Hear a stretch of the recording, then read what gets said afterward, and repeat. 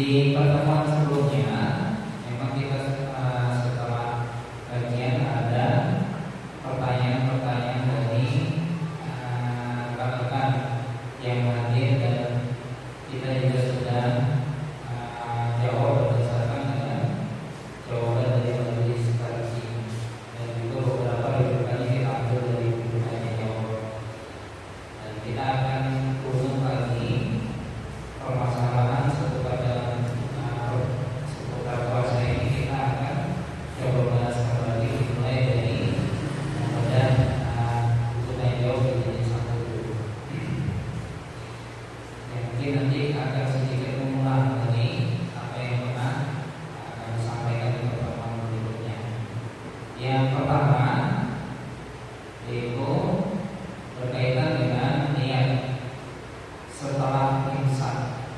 Jadi ada pertanyaan, kalau niat itu dinyatakan sebelum fajar, apakah masih dapat dilakukan niat setelah ada tanda imsak? Jawabannya, tanda imsak itu maksudnya kita mempersiapkan diri untuk berpuasa. Jadi sudah dilakukan pencegahan untuk menghindari hal-hal yang membatalkan puasa. Karena memang puasa sendiri itu secara bahasa kan artinya imsak atau menahan diri dari yang membatalkan puasa sejak terbitnya fajar sampai terbenamnya matahari. Maksudnya terbit fajar ini fajar shadiq yang ditandai dengan kita di Indonesia sudah mudah ya, sudah gampang menaruh waktu azan, apalagi di kafe juga bahkan sampai ada alarm waktu azan. Itu tandanya azan subuh, itu menandakan maksudnya tanda sudah fajar shadiq. Waktu imsak itu diberikan biasanya 10 atau 15 menit sebelum waktu subuh. Itu guna persiapan melakukan pencegahan agar setelah memasuki waktu subuh kita sudah siap melaksanakan puasa. Termasuk waktu imsak itu kita sudah mulai bersih-bersih ya. Di kajian PAP kemarin kan sudah disarankan setelah makan mulut dibersihkan dulu ya, agar kita lebih sempurna dalam melaksanakan ibadah puasa. Itu waktu imsak kita sudah sikat gigi dan sebagainya. Jadi waktu imsak itu masih kita boleh melaksanakan niat, memasang niat untuk puasa. Bahkan masih boleh juga kita untuk makan dan minum kalau kemudian diperlukan. Misalnya kesiangan, imsak itu bukan berarti kemudian tidak boleh makan atau minum, masih boleh makan atau minum, karena batasan tidak lagi boleh makan minum itu ketika sudah azan. Bahkan kemudian kalau terpaksa sudah masuk makanan di mulut, ya, kemudian terdengar azan itu ya dihabiskan ya di mulut, ya, tapi nggak nambah lagi suapannya selanjutnya. Tapi untuk menghindari itu ya kita harapannya ketika imsak itu sudah siap betul gitu ya, persiapkan. Apalagi kita sudah berkeluarga ya, sudah ada yang kan biasanya kejadian yang LDR gitu, atau memang belum menikah dulu ya kan ya, untuk berusaha. Kemudian yang kedua, ini pertanyaan, bagaimana kalau kondisinya junub, masih dalam keadaan junub walaupun sudah azan subuh. Ada pertanyaan, kalau orang akan berpuasa wajib puasa Ramadan dan pada malam harinya sebelum fajar telah berniat untuk puasa, tetapi kemudian dia dalam keadaan junub dan sudah masuk waktu subuh belum mandi junub, apakah boleh melakukan puasa dan apakah puasanya itu sah? Jawabannya, orang tersebut itu masih boleh untuk melakukan puasa. Jadi walaupun dalam keadaan junub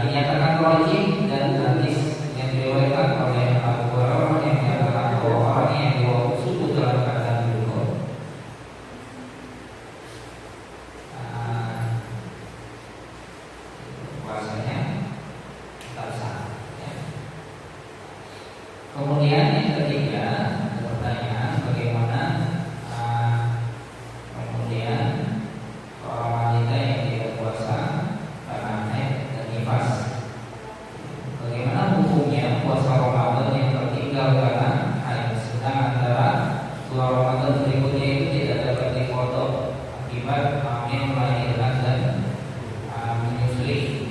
Bagaimana hukumnya puasa Ramadan yang tertinggal akibat nifas dan menyusui? Dapatkah nifas itu disamakan hukumnya dengan menyusui? Karena sedang nifas juga kan sedang menyusui. Maka dijawab, orang yang tertinggal tidak melaksanakan puasa di bulan Ramadan karena sakit atau bepergian, maka diwajibkan untuk menggantinya di hari yang lain.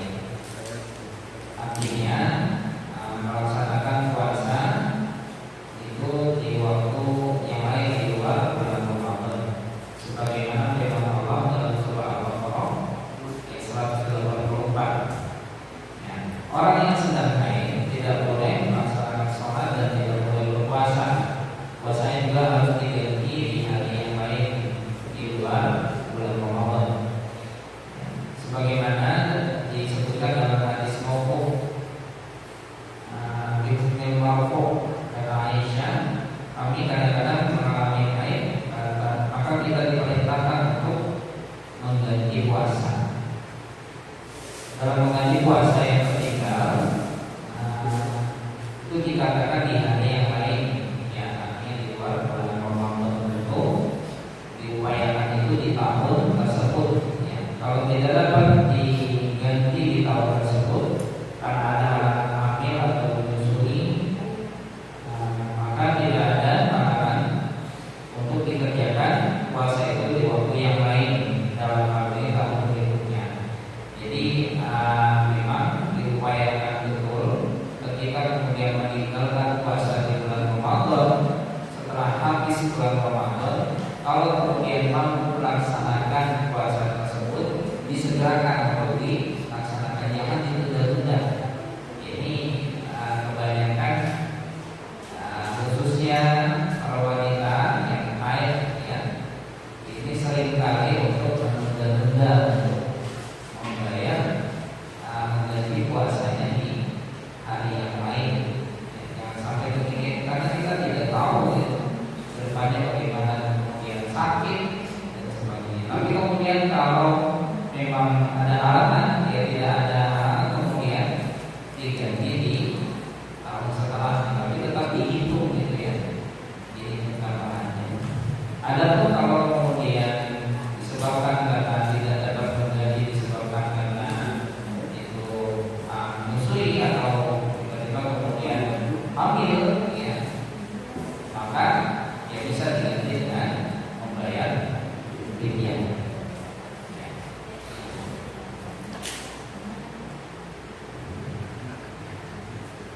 Kedudukan nifas itu dapat dikiaskan dengan haid, jadi harus diganti, dipotong dengan mengerjakan puasa di hari yang lain. Dan orang yang hamil dan menyusui itu ada nas khusus, mereka dibebaskan mengerjakan puasa dengan cukup membayar fidyah, jadi tidak perlu mengganti puasa. Kalau sudah bayar fidyah, tidak lagi perlu untuk berpuasa. Ya. Hal ini didasarkan pada hadis yang menurut hadis Anas bin Malik bahwa Rasulullah bersabda, sungguhnya Tuhan Allah yang Maha Besar dan mulia telah membebaskan puasa dan sekolah-sekolah dari orang yang bepergian, serta membebaskan puasa dari orang yang hamil dan menyusui. Dari itu Abbas berkata kepada jariyahnya yang hamil, engkau termasuk orang yang keberatan berpuasa, maka kau hanya wajib berfidyah dan tidak usah mengganti puasa. Diriwayatkan oleh Bazar dan disahihkan oleh Al-Bukhari.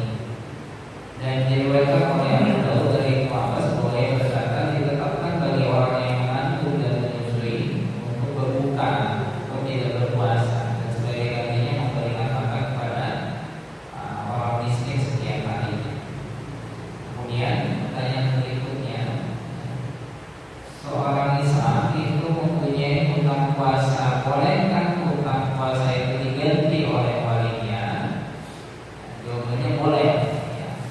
Dasarnya hadis riwayatkan jamaah dari Aisyah dan dari Ibnu Abbas. Ya. Hadis Aisyah yang menyatakan bahwa Rasulullah bersabda, barang siapa meninggal dunia pada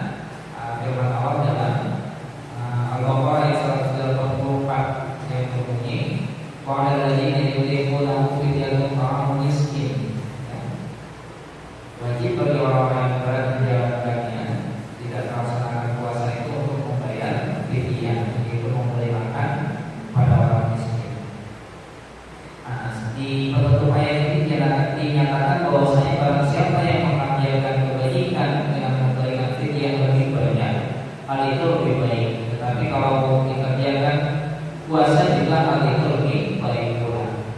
Nah, untuk memahami ayat ini, bagi orang yang mempunyai hutang di dalam hidupnya, tapi memang pada saat itu dia sudah tidak mau berpuasa karena sudah tua renta, sakit, ya tidak lagi mau berpuasa.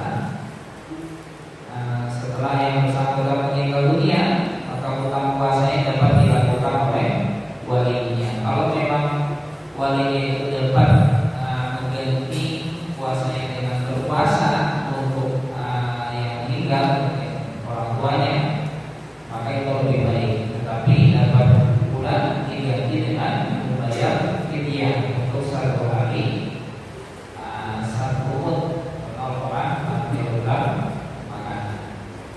Ya, ini menjadi perhatian buat kita juga kalau kemudian memiliki orang tua yang masih dalam pemeliharaan kita, jika tidak lagi mampu melaksanakan puasa, ya, kita yang kemudian bisa untuk membayarkan fidyah untuk orang tua kita. Kalau kemudian orang tua meninggal sementara belum berbayarkan, kita yang ahli warisnya yang membayarkan fidyah untuk orang tua. Kalau memang tidak mampu mengganti yang hal yang ditinggalkan itu dengan kita yang berpuasa, itu lebih baik lagi. Ya. Tapi kemudian kalau orang tua masih dalam keadaan masih hidup gitu ya, memang sudah tidak lagi mampu berpuasa, ya kita biarkan fidyah orang tua. Setiap misalnya Ramadan kali ini kita biarkan setelah Ramadan itu. Kemudian pertanyaan berikutnya, apa hukumnya mencium istri di waktu puasa? Apakah membatalkan puasa? Ya, mencium istri jika berpuasa tidak membatalkan puasa. Maksudnya ini gitu ya. Berdasarkan riwayat Aisyah, pernah Nabi mencium istrinya pada beliau dalam keadaan puasa.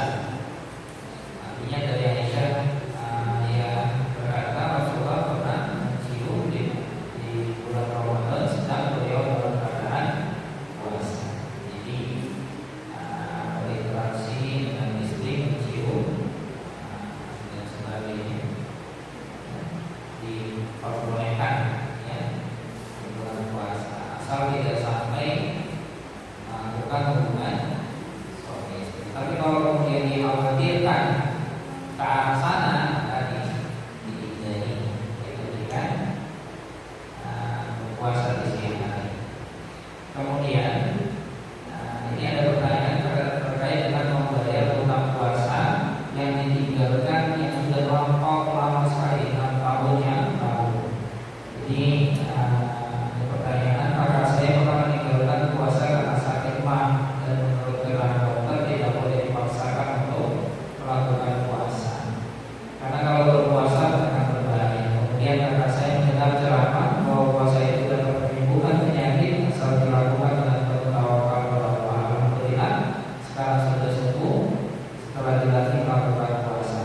Yang menjadi soal bagaimana cara menyambut membayar padahal sudah 6 tahun yang lalu. Apakah dapat diterima kalau sekarang mengganti dengan diangsur, dicicil gitu ya, atau apa boleh diganti dengan membayar fidyah. Ini juga ibrah buat kita ya. Kalau kemudian kita sakit, ya kita konsultasikan ke dokter supaya kita jadi dokter yang soalnya yang sudah paham juga ya. Jadi memang terkadang ya kita melaksanakan puasa yaitu seperti kasus ini ternyata bisa menyembuhkan penyakit yang kita sakitnya sakit mah kaitannya dengan jawabannya ini menukil ayat surah Al-Baqarah 184 yang tadi sudah dipaparkan. Dari ayat tersebut dapat ditarik pengertian bahwasanya orang yang sakit dan sedang bepergian boleh tidak berpuasa di bulan Ramadan dengan catatan harus membayar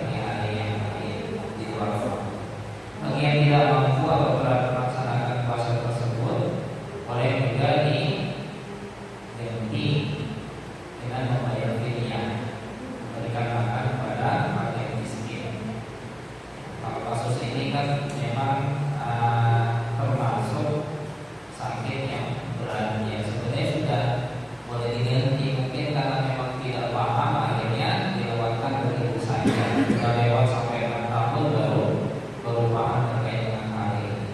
Maka itu masih boleh untuk disahur ya puasanya. Jadi disarankan kemudian untuk puasa yang ditinggalkan itu dengan berpuasa di tahun tersebut.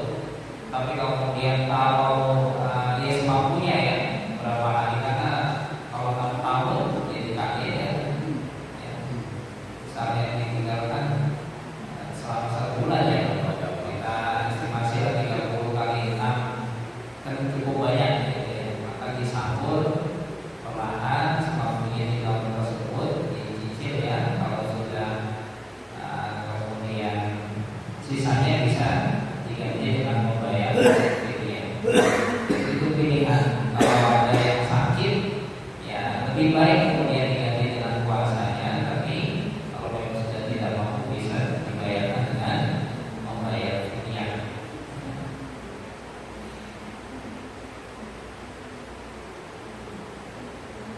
Ini kaitannya dengan puasa, tapi tidak bukan puasa Ramadan ini, puasa Senin dan Kamis. Ada pertanyaan, apakah puasa Senin Kamis itu merupakan satu rangkaian, dan apakah pada hari tersebut kebetulan yaitu pada hari tanggal 14 kemarin yang juga dianjurkan puasa oleh niat untuk 2 puasa sunnah tersebut. Jadi menggabungkan niat 2 puasa sekaligus.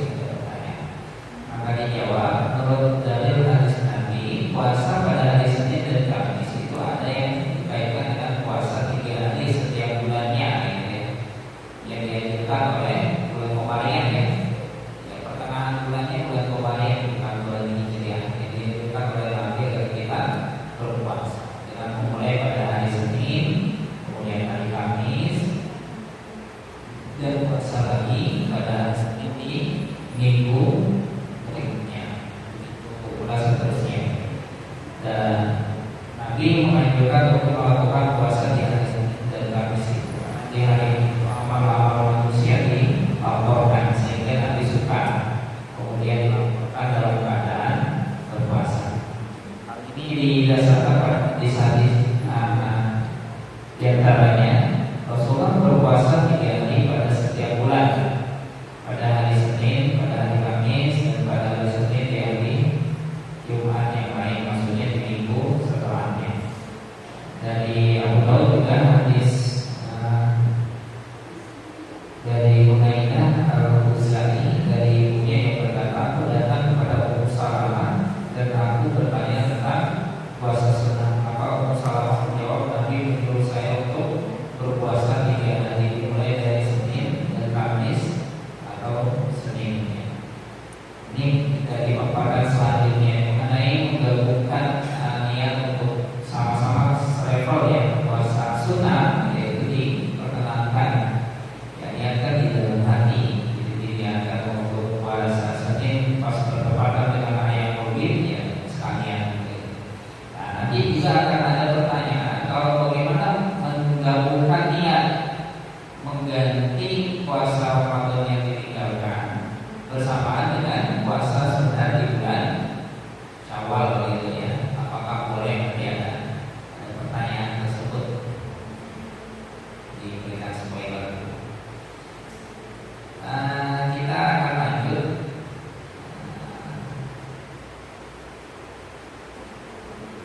Di tanya jawab yang kedua.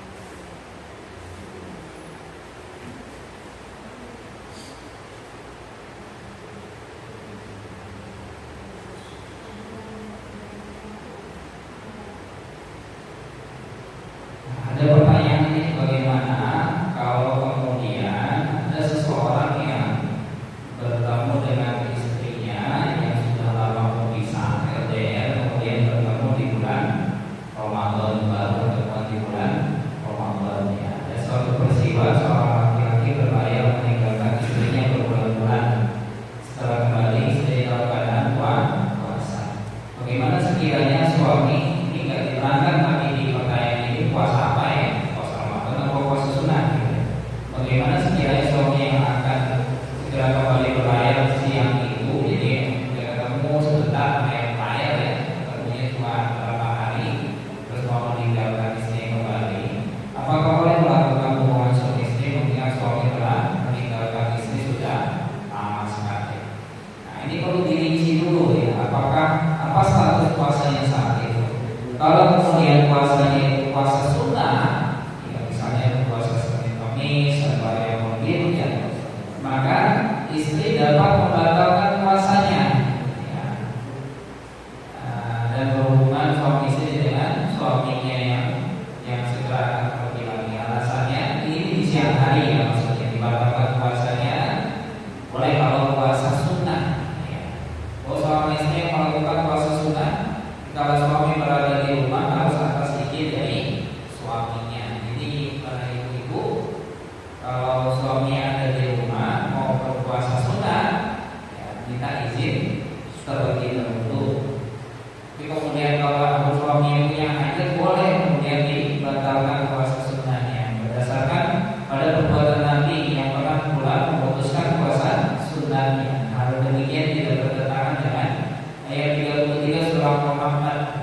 Adapun hadis yang melarang seorang wanita puasa sunnah tanpa izin suaminya diriwayatkan Bukhari dan Muslim dari Abu Hurairah.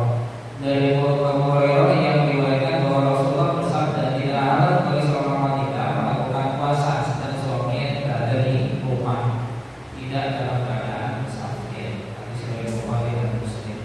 Jadi dibiasakan ya membuat secara Kamis atau sekalian diajak suaminya ya, ayo puasa Ramadan gitu. Kalau minta izin kepada suami kalau puasa sunnah. Maksudnya dari hadis ini itu larangan istri melakukan puasa sunnah mengingat riwayat Abu Daud yang menambahkan selain puasa Ramadan ya, adapun membatalkan puasa sunnah dapat dilakukan sebagaimana disebutkan dalam banyak riwayat, antara riwayat Ahmad, Daruqutni dan Al-Baihaqi dari Ummi Hani radhiyallahu anha bahwa Rasulullah pada hari pembukaan Makkah masuk ke rumah saya. Ketika disuguhkan minuman, beliau pun minum dan menawarkan kepadaku minuman. Maka aku jawab, saya sedang puasa. Maka Nabi pun bersabda, sesungguhnya orang yang melakukan puasa sunnah sebagai kuat dirinya. Kalau engkau menghendaki puasa, maka puasa terus, dan apabila menghendaki berbuka, maka berbuka. Disebutkan Al-Qurtubi dan Al-Haqi. Nah di sini menunjukkan boleh memutus puasa sunnah. Ya. Tidak bertentangan dengan firman Allah, wala tuqridu amalakum yang disebutkan dalam surat Muhammad ayat 33, yang artinya kamu membatalkan perbuatan. Maksudnya kalau tafsir yang ini, jangan merusak amal perbuatan kita ya. Disebutkan maksudnya adalah jangan kamu merusak amal kebaikanmu dengan melakukan perbuatan maksiat yang maksiat itu dapat merusak pahala dari amal kita ya. Dan maknanya Hasan dan Az-Zuhri ditegaskan dengan melakukan dosa besar ya. Itulah karenanya dalam hal istri melakukan puasa wajib, puasa Ramadan, maka dia tidak boleh kemudian membatalkan ya. Kalau kemudian bertemunya sebentar, maka bersabar ya sampai kemudian berbuka. Setelah berbuka di malam hari diperbolehkan ya, karena sanksinya itu cukup berat ya. Harus memberikan bulan atau puasa 2 bulan berturut-turut atau memberikan makan kepada 60 orang fakir miskin ya, kalau melakukan hubungan suami istri di bulan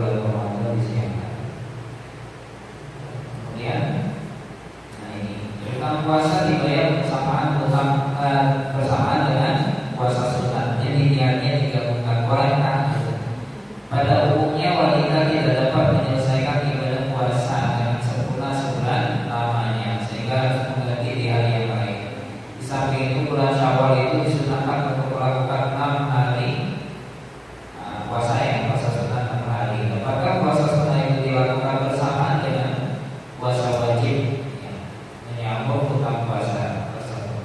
Maka dijawab, masalah puasa itu adalah persoalan ibadah Allah. Dalam pelaksanaannya dengan tuntunan, karena dalam hal ini tidak ada yang menentukan dapat dilaksanakan bersamaan, maka pelaksanaannya adalah sendiri. Artinya dilakukan puasa wajib di Syawal dulu, baru kemudian dia melakukan puasa sunat 6 hari di bulan Syawal. Bulan Syawal kan cukup panjang ya. Jadi kalau di bulan haid itu ditinggalkan kurang lebih 1 minggu. Jadi kalian dulu diutamakan lebih baik untuk menjalani puasa itu, baru kemudian melaksanakan puasa sunat di bulan Syawal. Insyaallah cukup waktunya. Kemudian bagaimana kalau kemudian ada yang makan pil di waktu puasa? Ini ada yang bertanya, puasa itu kan mengendalikan nafsu dan menahan kesenangan termasuk makan minum. Bagaimana halnya kalau kita sedang puasa? Bolehkah kita minum obat, makan pil apabila kita sedang sakit? Sedang makan pil dan minum obat itu bukanlah untuk kesenangan, tetapi untuk menghilangkan penyakit. Kalau menurut logika kan tentu tidak membatalkan puasa katanya. Maka dijawab, dalam hal melakukan ibadah kita tidak didasarkan kepada logika. Jadi pil walaupun kemudian makan gitu ya, itu kan tak bikin kenyang gitu. Tetapi berdasarkan pada tuntunan baik Al-Quran maupun As-Sunnah. Menurut tuntunan, orang yang berpuasa tidak boleh makan dan minum. Sedang orang yang sakit itu diperbolehkan untuk tidak berpuasa Ramadan, tapi harus kemudian diganti di hari yang lain. Maka termasuk keliru kalau dalam keadaan sakit kita kemudian memaksakan berpuasa, kemudian puasanya itu mendatangkan kemadaratan baginya. Ya, harus minum obat, mungkin minum pil ya karena sakitnya itu untuk meredakan misalnya, tapi memaksakan kemudian untuk berpuasa gitu. Kalau sesuai dengan firman Allah ya, wala tulqu bi'aidikum ila tahlukan, artinya kamu menjadikan dirimu dalam kerusakan. Kalau sakit ya tidak perlu untuk memaksakan berpuasa, diganti di hari yang lain. Kalau tak mampu juga ya bisa membayar fidyah. Ya, agama itu mudah, banyak rukshohnya yang diberikan, tapi jangan kemudian kita mempermudah gitu ya. Kalau tidak ada tuntunan jangan digampang-gampangin ya.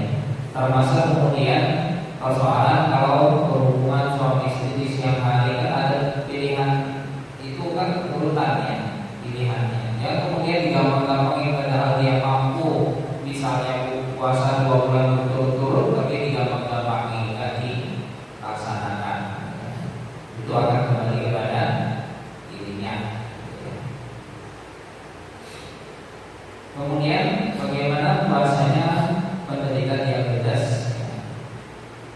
Salah seorang kerabat saya menderita penyakit diabetes. Menurut petunjuk dokter, dia harus makan kentang tiap hari dengan nasi, dan makannya juga harus diatur. Karena itu supaya saran dokter tidak dapat melaksanakan ibadah puasa sebagaimana mestinya. Apakah yang bersangkutan tidak dapat membayar fidyah atau tidak puasa dengan menyambut di waktu yang lain? Dijawab, ini jawabannya juga jadi pelajaran buat kita ya. Kita itu sebaiknya berkonsultasi dengan dokter ya, apakah memang kemudian puasa yang dilaksanakan itu mendatangkan mafsadah, kerusakan yang lebih parah, atau justru akan mengurangi kadar gula dalam darahnya. Kalau menurut dokter juga kita upayakan ya yang muslim memang yang ahli betul ya.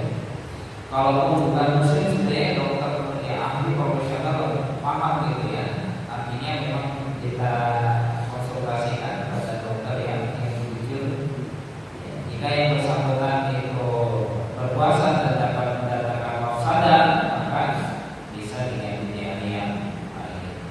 Tapi kemudian kalau seperti kasus yang sebelumnya, ya, mah tadi, kalau kemudian dengan berpuasa justru itu lebih baik baginya, bahkan menyembuhkan. Kalau diabetes kan kadar gulanya tinggi, kalau berpuasa justru dianjurkan bisa seperti itu, maka ya bisa melaksanakan puasa. Ya. Kemudian, nah ini juga sudah dibahas kaitannya dengan puasa untuk orang yang sudah meninggal. Nah ini kaitannya dengan puasa wismal dan disambung ya. Apakah boleh punya puasa? Gitu? Apakah Nabi pernah mengerjakan puasa terus-menerus siang hari sampai malam hari? Jawab, memang ada hadis riwayat Muslim dari Nabi dari Umar yang akan menyebutkan Nabi melakukan puasa wismal yang maksudnya puasa siang hari sampai malam hari, tidak melakukan berbuka dan sahur, tetapi melarang umatnya melakukan demikian. Puasa wisal itu dilakukan oleh Nabi karena beliau diberi makan dan minum oleh Allah. Hadis mengenai hal itu sebagaimana disebutkan dari Nabi dari Ibnu Umar, dikatakan bahwa Rasulullah melakukan puasa wisal di bulan Ramadan. Maka orang banyak pun turut melakukannya, maka kemudian Rasulullah melarang mereka turut melakukannya. Para sahabat mengatakan, engkau hai Nabi juga melakukan puasa wisal itu. Maka Nabi bersabda, sesungguhnya aku tidak seperti kalian, karena aku mendapatkan makan dan minum dari Allah. Hadis riwayat Muslim dari Nabi dari Umar. Dalam riwayat Bukhari disebutkan puasa wisal itu hanya sampai pada waktu sahur saja. Dari Abu Sa'id Al-Khudri mengatakan, Nabi bersabda, janganlah kalian melakukan puasa wisal, karena siapa yang melakukan puasa wisal maka dapat berwisal sampai pada waktu sahur. Riwayat Bukhari dari Abu Sa'id Al-Khudri. Ya, jadi memang kita ikuti tuntunan Nabi ya untuk mengakhirkan sahur kita dan menyegarkan untuk berbuka, walaupun berbuka dengan air dan kurma. Kemudian ada pertanyaan kaitannya dengan puasa di bulan Rajab. Karena suatu kampung orang-orang di bulan Rajab berpuasa sampai 7, tetapi ada yang hanya 3 hari. Adakah tuntunan sunnah Nabi melakukan puasa itu? Dan apakah fadilahnya? Jawabannya, puasa di bulan Rajab secara khusus, artinya fadilah pahala puasa di bulan Rajab tidak ada, kecuali bulan Rajab itu merupakan salah satu dari bulan haram, yakni di antaranya bulan Dzulqa'dah, Dzulhijjah, Muharram dan Rajab. Jadi anjuran memperbanyak puasa di bulan Rajab tidak ada dalil yang khusus. Demikian pula dianjurkannya puasa 3 hari di bulan Rajab juga bukan anjuran khusus, tetapi termasuk anjuran umum yang melakukan puasa setiap bulannya 3 hari yang disebut puasa yang rutin. Jadi tidak ada puasa khusus itu secara umum saja yang rutin, yakni tanggal 13, 14, 15 sebagaimana diriwayatkan oleh An-Nasa'i yang disahihkan oleh Ibnu Hibban. Berkata Abu Dzar Al-Ghifari, Rasulullah menyuruh kepada kita untuk melakukan puasa setiap bulan 3 hari rutin, yakni di hari tanggal 15, 14, 15, dan beliau bersabda, puasa 3 hari pada tiap bulan itu seperti puasa setahun. Diriwayatkan An-Nasa'i yang disahihkan oleh Ibnu Hibban. Ada orang yang mempertanyakan mengapa hanya 3 hari kali 12 bulan sama dengan puasa setahun. Hal ini bukan sesuatu yang dilebih-lebihkan, karena memang dalam Al-Quran surah An-Najm ayat 160 itu artinya barang siapa berbuat baik maka akan mendapatkan 10 kali kebaikan, sehingga puasa 3 hari sama dengan melakukan kebaikan puasa 30 hari yang sama dengan sebulan. Ini ada pertanyaan nanti, apakah boleh kemudian kemudian makanan mentah atau makanan yang dimasak itu yang dibayarkan untuk membayar fidyah. Fidyah bagi orang yang tidak puasa karena menyusui dan hamil, sebaiknya itu dibayar dengan beras ataukah makanan yang sudah dimasak. Maka jawabannya berdasarkan surah Al-Baqarah ayat 124, kita boleh untuk membayar fidyah kalau kemudian tidak mampu berpuasa di bulan Ramadan dan memberikan makan bagi fakir miskin. Menurut riwayat Abu Hurairah dari Abu Hurairah, ketika Nabi didatangi orang yang harus membayar kafarah karena melakukan sesuatu yang merusak puasanya, padahal dia tak mampu membayar fidyah, maka Nabi memberikan tamar. Menurut bahasa tamar itu berarti kurma yang sudah masak, bukan kurma yang masih basah, yang belum siap dimakan. Namun kalau dibandingkan dengan beras sebagai makanan pokok, maka tamar itu makanan yang masaknya alami, bukan karena direbus sebagaimana beras yang belum dimasak. Dengan pemahaman yang demikian itu, kita mendapatkan pengertian bahwa membayar fidyah bagi orang yang tak mampu berpuasa itu dengan memberikan makanan bagi fakir miskin, berupa makanan yang dapat dimakan secara langsung maupun dapat disimpan sebagaimana tamar atau kurma.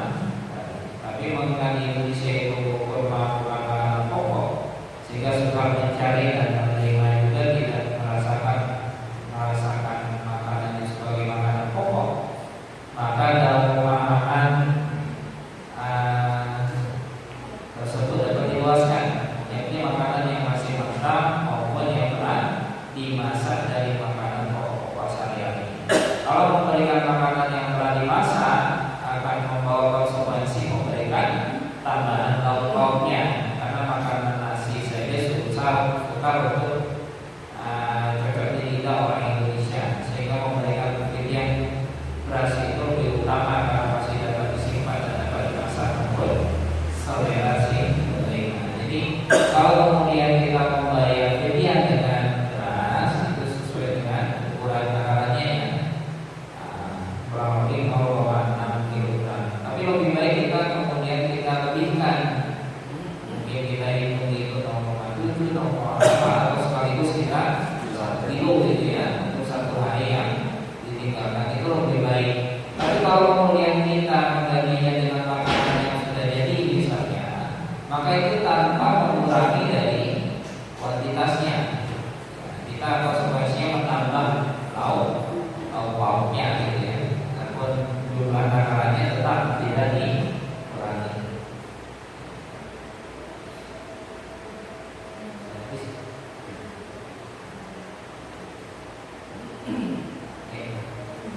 Ini sedikit lagi.